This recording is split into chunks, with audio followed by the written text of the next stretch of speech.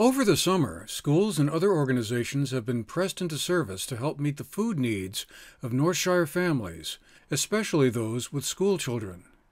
The Interfaith Council, which is comprised of 10 religious congregations in Manchester, Dorset, East Arlington, Paulet, and Rupert, also operates a program called Kids Summer Lunch, which they've been running for several years. The organization started the program after seeing that some local families needed help providing their children with nutritious meals during the summer school break. It's become even more vital this summer because of the coronavirus pandemic. On Thursdays, a group of volunteers gathers at the Manchester Fire Department to help sort out the food and get it ready for distribution to the various locations. Karen Allen, the program director of the Interfaith Council's Kids Summer Lunch program, describes how it works. So for probably almost 20 years, this community has supported the Kids Summer Lunch program. This summer we have about 190 kids, although it fluctuates every week. I would say we have kids signing up every single week, or families signing up every single week. And what we do is provide a food bag per child that should give them enough essential foods to make lunches and or breakfast for a week. We throw a little treat in. Treats. In addition to the food that we're giving here, which is also 5 pieces of fresh produce, yogurt, cheese, they get a milk card from Stewart's. So they could go to Stewart's and get a half a gallon of milk when they want to. And this year they're getting a card for a dozen eggs, which we're really excited about from Stewart's. Yep. Everything is purchased.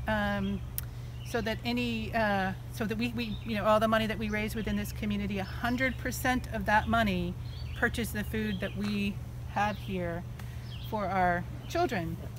But it is completely independent of the schools. Again, the money is raised independent of that. We don't receive federal or state money.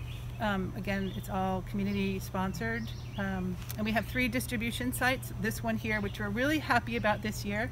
We're at the Manchester Firehouse, which has been the best place for us here. And we have about 114 kids that come through here.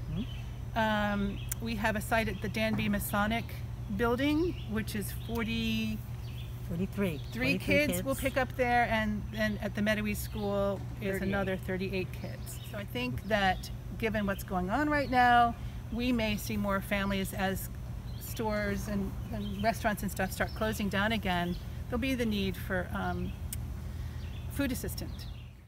Meanwhile, up in Danby, which is one of the drop-off locations for the Interfaith Council's Kids Summer Lunch program at the Masonic Lodge there, the Smoky House Center and its community farm are also part of the mix.